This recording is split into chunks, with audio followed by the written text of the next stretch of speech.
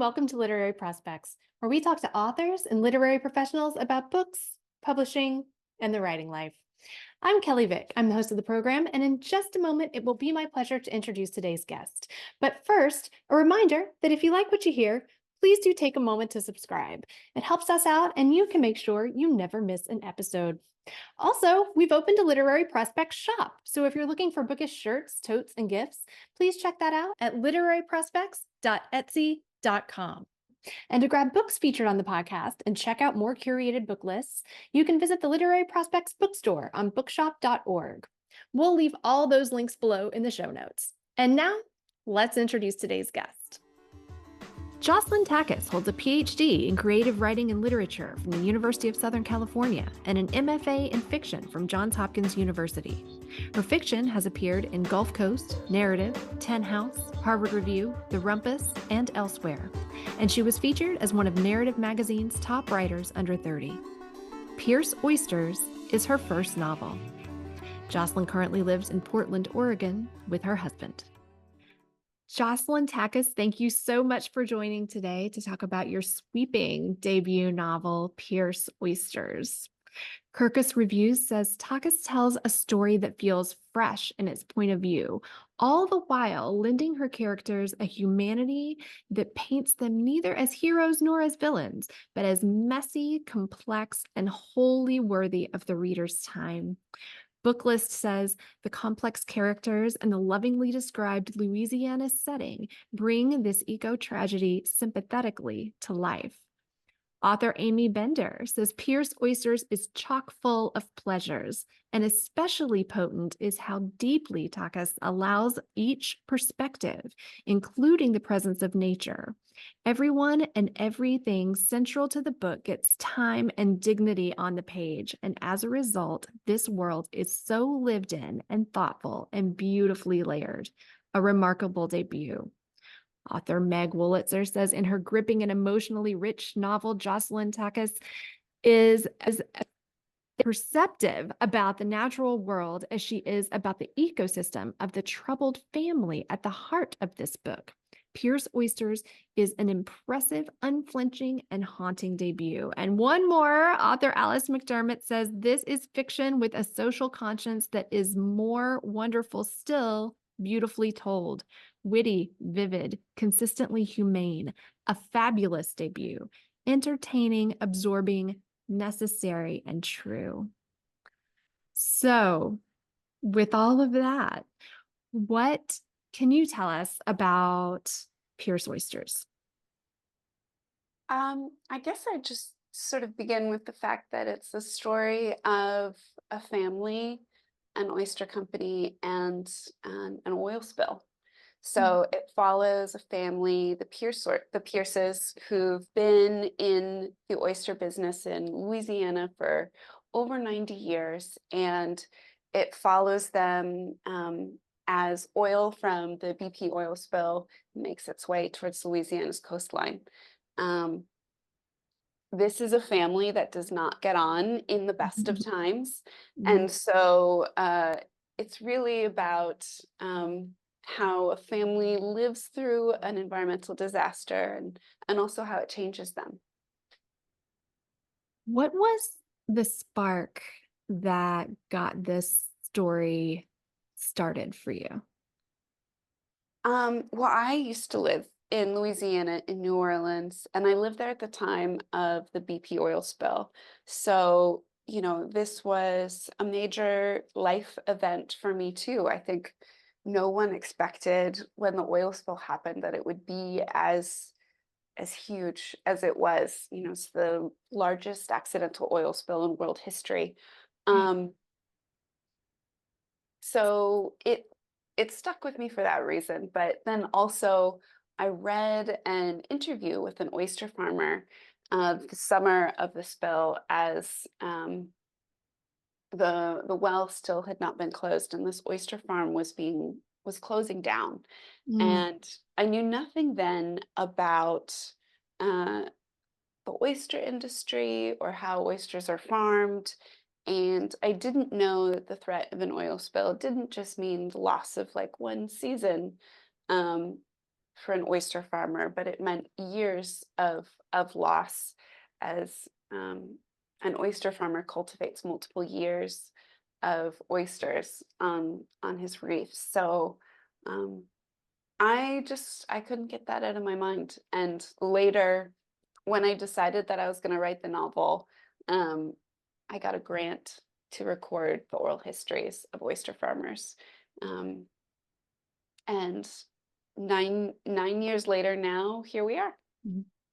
Can you talk a little bit about the grant that you received and talking to these oyster farmers and how that influenced how you eventually wrote these characters in the novel? Sure, sure. The grant was from the Baylor Institute of Oral History, and the grant was to record oyster farmers across Louisiana to see how they had been affected by the oil spill. And the wonderful thing about oral histories is that they're long and they're meandering and there's no agenda.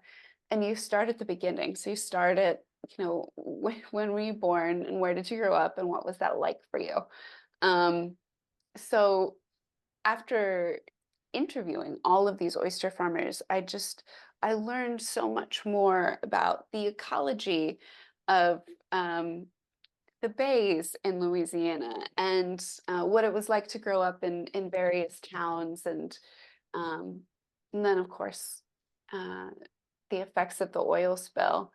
And it was really important for me to feel like that was captured in their own words and as a part of the public record. Mhm. Um, because as a fiction writer, my job is to invent. So Yeah. I made up the Pearce family. They don't resemble any of the men or women I interviewed. And they're, pulled in certain respects from people I knew and my people I grew up with. And I was the task was sort of making the family seem real enough that people would care about the Yeah. environmental disaster. Um, Mm. Bringing them to life. How did the characters come to you? Was it sort of through the process of writing on the page, or do your characters kind of come to you a little bit more fully formed in your head? What is that like for you? oh, that's such a fun question. I I just sort of discover who they are as I'm writing. You write a line of dialogue, it has a certain attitude to it, or you write a description or a feeling, and you just get these layers of what a character's personality might be like. Mhm. And they kind of take shape that way. What draws you to writing about the environment? Um, well, I wanted to, I mean, I'm in love with this world, I think is the simplest e- explanation. But so I wanted to tell a story that portrayed the effects an of an environmental disaster on an oyster farmer because I think oysters are fascinating in that they're keystone species, which Mhm. means their health is an indication of the health of the overall ecosystem. So if there's any reminder of how interconnected all life is, it's telling the story of a keystone species. Yeah. And we've touched on this, but as much as the story is about the environment, I mean, it's really also a family story, a family saga.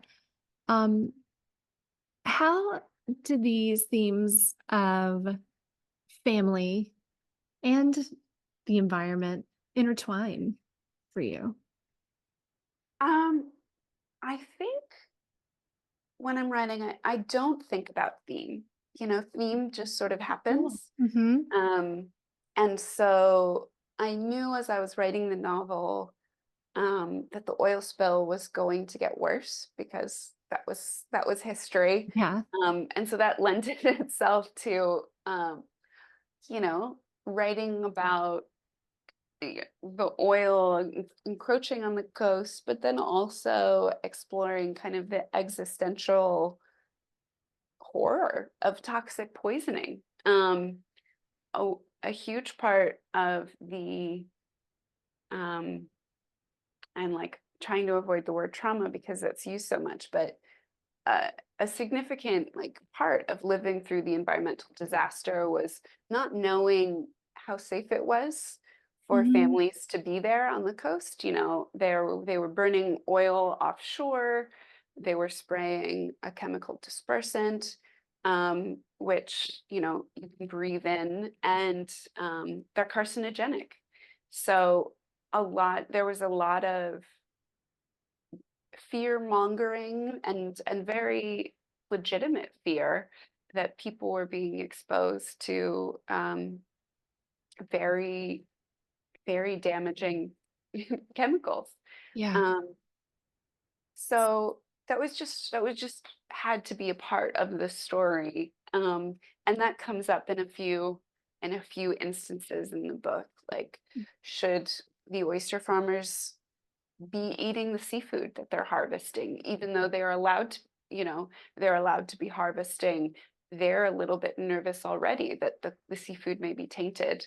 Um, People were getting headaches. People were experiencing things like brain fog, and it's easy to get in your head about symptoms and think, maybe I just have a headache today, or maybe I have a headache because I'm breathing in something that my body is responding to. Yeah. You've said a good novelist has the right balance between history and geography and culture and the human heart. Can you talk about that a little bit? I think, it's it's hard to tell a story just about an environment. To make people care, you have to you have to bring characters to life who are living through an experience, because novels are stories of the human experience. And there are counterexamples where that's not the case, but for the majority of the of literature, novels are stories of the human experience. So um, they're particularly adept at uh, like towing that, or tilling Yeah. that ground. Yeah.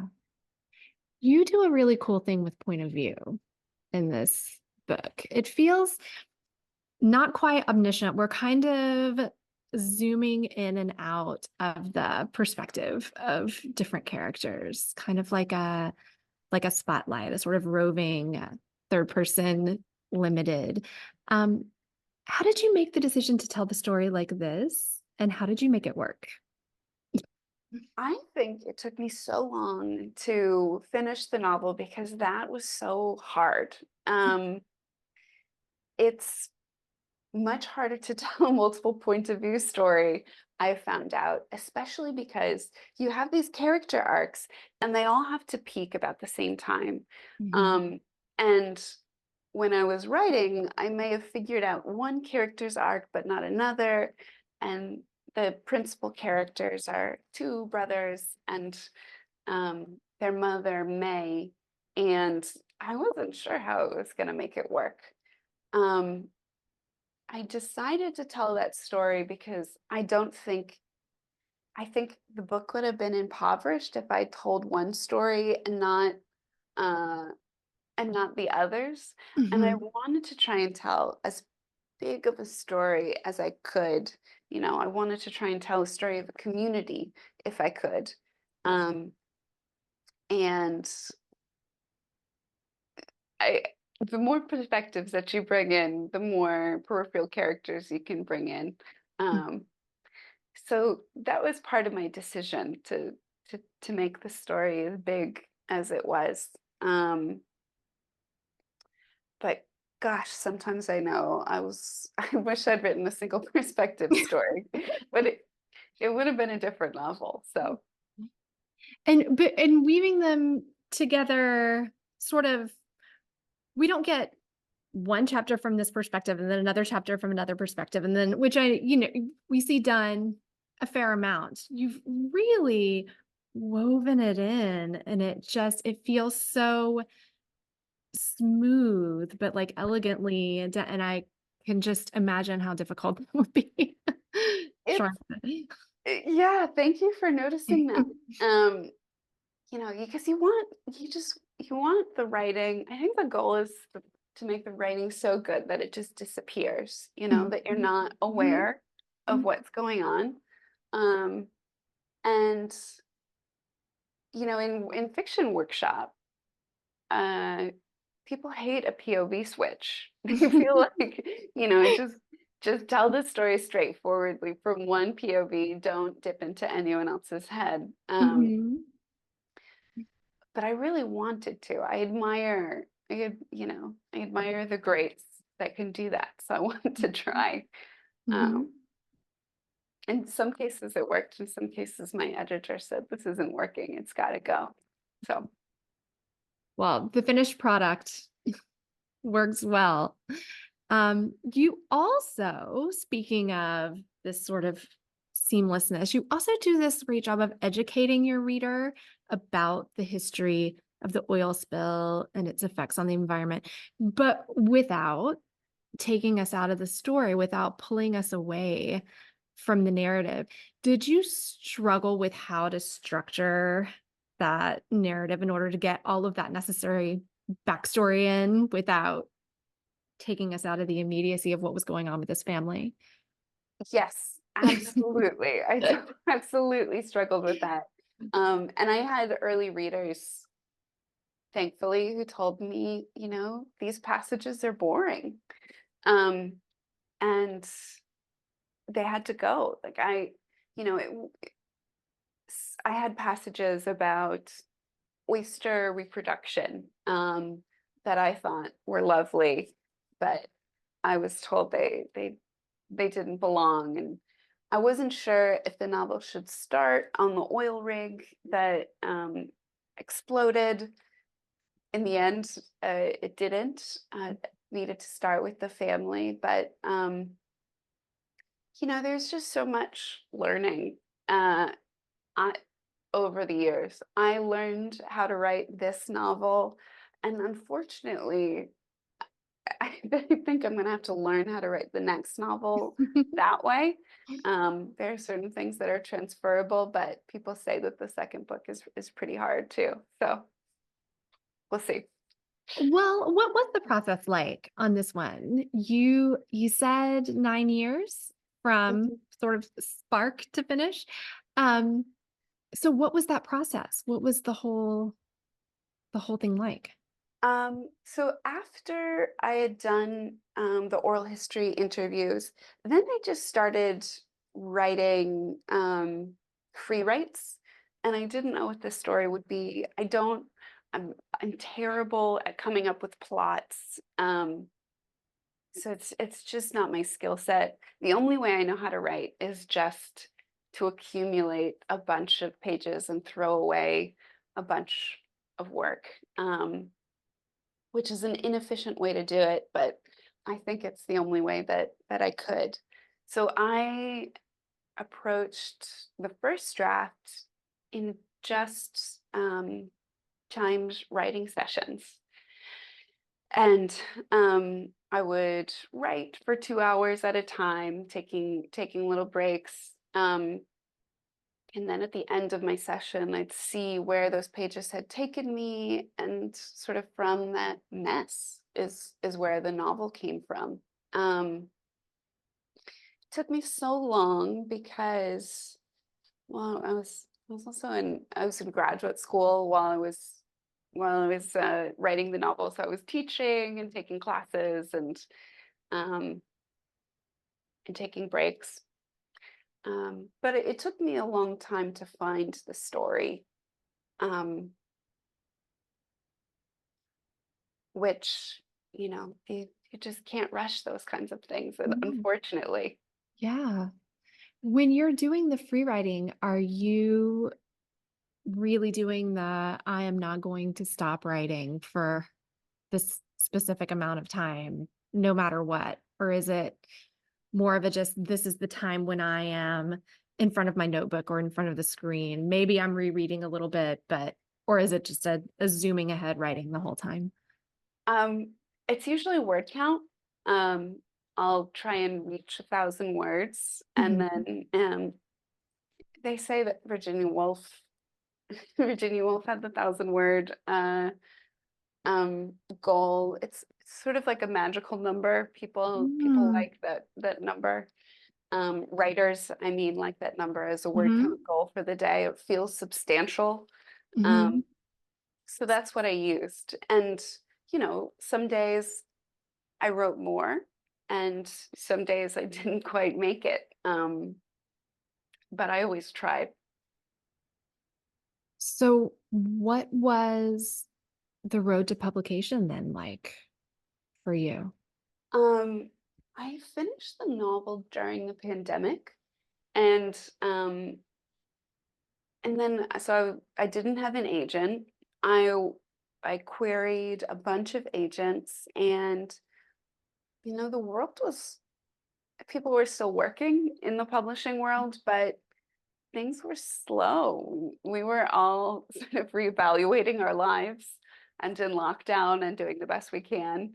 Um, maybe maybe things would have gone a little bit faster, but anyway, it took a year, and when I connected with my agent, and then after my agent and I connected, she didn't have any notes, but I wanted to revise. And that took me another year. Um, So and you wanted to do the revising. I wanted Was to she do, was happy? Your agent she was was she was happy. But I'm glad I took the year. There was a very important plot point that came out during that year, which I think made the novel more marketable.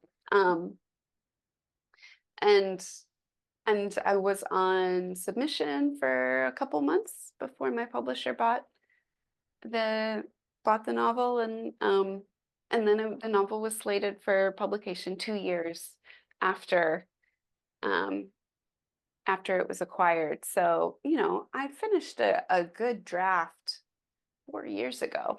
Um, Wow. so it's it's been a long time, but the novel's just been like almost ready, but not Mhm. quite ready. So that's the journey. But you probably still finished your work on it quite a long time ago, right? So did you say, was it 2 years ago that you were done with your part?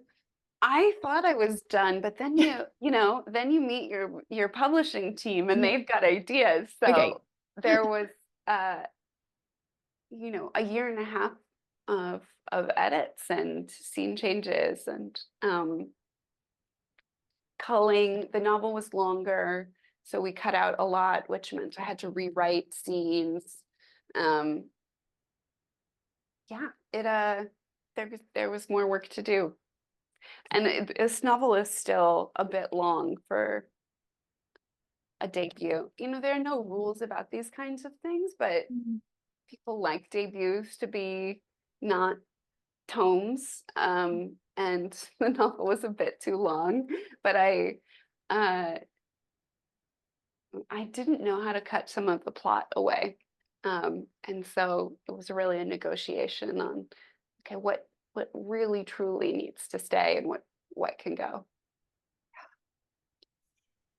You have said that you like to jump around and write scenes as they come to you. You just mentioned that a plot point was sort of solved later on in that extra year that you took. Um, you like to write what's exciting to you in the moment. Can you talk about that? How you sort of solve problems by jumping ahead and writing what's exciting? Sure. That technique sort of came to me from one of my teachers.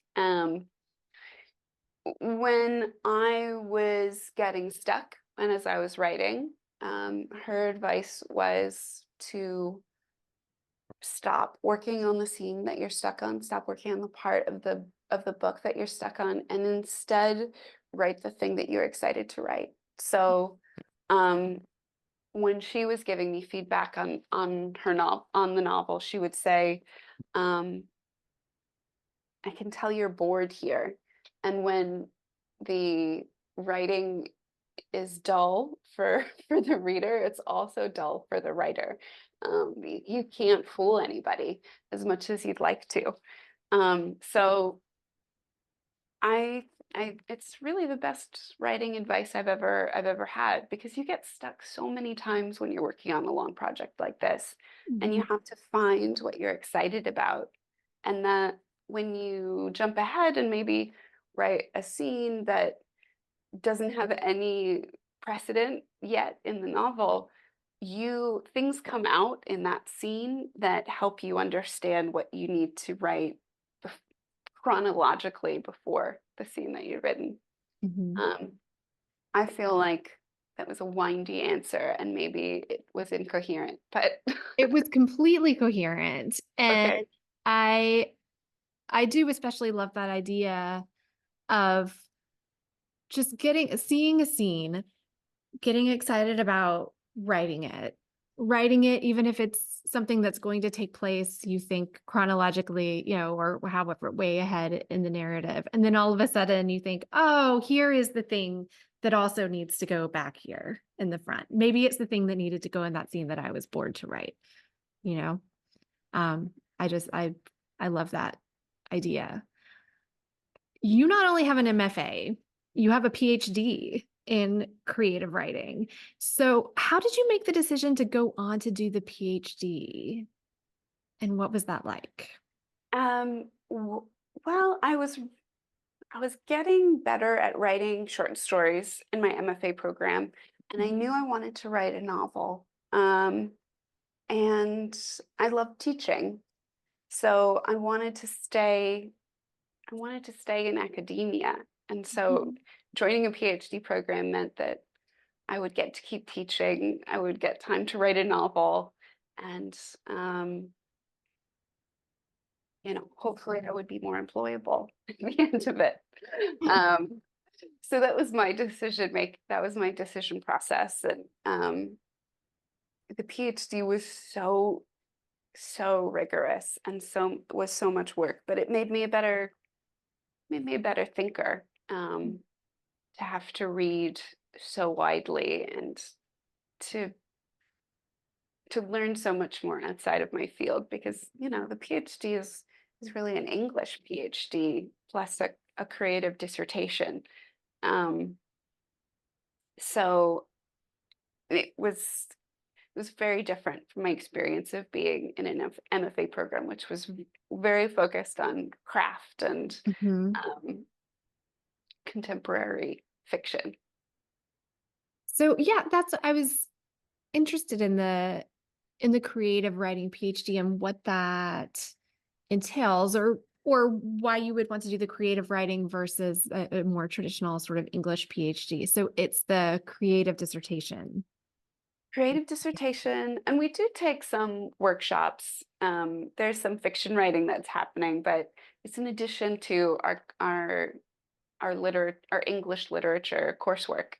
Um, so you're trained as a scholar in addition to being a fiction writer, which I think can hamstring people for a while because Mhm. it's a different way of thinking about literature. Um, and it can be crippling, but we've all emerged on the other side of it as, as sort of better thinkers and better writers. So um, it was confusing though at the time going through the program. I think it sort of brings about a bit of an identity crisis. Like who who am I? What do I want to write? Why do I want to write things I want to write? is my writing style too old-fashioned? Um, should I try and produce more experimental work? Mm. Which are good questions to ask, but um, I don't think that my writing style changed drastically because of the program. I was just sort of doing some soul searching. Yeah. Well, as you said, in graduate programs, you're often workshopping, you're getting feedback from a number of different people at any given time, and in MFA, I guess, and in the PhD. How do you choose which feedback you're going to take on? And how do you choose the people that you still trust to ask for feedback? Um, that part is hard because you don't know at first when you first meet other writers, you Hmm. don't know who your good readers are going to be. Hmm. Um, but you find out as as you read their work, if Hmm. you share some sensibilities or if they have, insightful um, feedback on your own work. And y- workshop has this feeling of like nothing's ever finished, and Hmm. that's true. Um, but at some point you're done working, even though a, a piece could be perfected until the end of time. I think one has to learn when to let go. Um, and I think when you're younger in an MFA program, um, it feels like everyone's feedback is important. Hmm. Um, and I think the older you get and the more confident you are in your sensibility, you're able to sort out people who just aren't good readers for you. Hmm. Um, and so today, I think I've been in too many workshops for me to want to ever be in a workshop again. Um, but I married another fiction writer. So he's my first reader and a brilliant writer himself, and we share a sensibility. Um, and so I'm lucky in that way that I've got a live-in editor. Yeah. Have you always been a writer? Actually, no. It really wasn't until college when I became a serious reader. Um, and it wasn't until college that I discovered that I wanted to write. Um, and my time in New Orleans after college, I thought I was going to be a writer. Um, but I didn't have discipline, and I was working odd jobs at the time, and I realized that I needed structure. So Mm. um, I wasn't going to be one of those, you know, self-taught writers on the scene. I needed an MFA program. So then I applied to MFA programs and went went to Johns Hopkins. How did you make the discovery that you wanted to be a writer then? You said and you sort of figured that out in college and undergrad. This is gonna sound so vain. They, I had a poem. I wrote an awful poem, and it won a prize. It won a prize for at my college, and my teacher was really nice about this poem and suggested that I change my major from history to English, and I thought that was a great idea. So that's what I did. That's great. And it doesn't sound vain at all. It really doesn't. Um, what is your daily writing routine like now? Are you still doing 1,000 words or and Oh no, I wish. So I work full time now. So and I have a lot of meetings in the morning. And so it's very hard for me to get writing done. Occasionally I'll have a meeting-free morning and I'll get to write, but now is a struggle. I thought I was busy when I was a graduate student, but um, it was a cakewalk compared to the full-time working life. Um, I I'm actually working on a screenplay right now, which is a fun change of pace for me. I've never written a screenplay before, um, so maybe this will be a failed attempt, but it feels nice to change genres Mhm. after having written a novel, you know? Uh, Mhm. so I'm having fun right now. What's your best advice for aspiring writers? Um,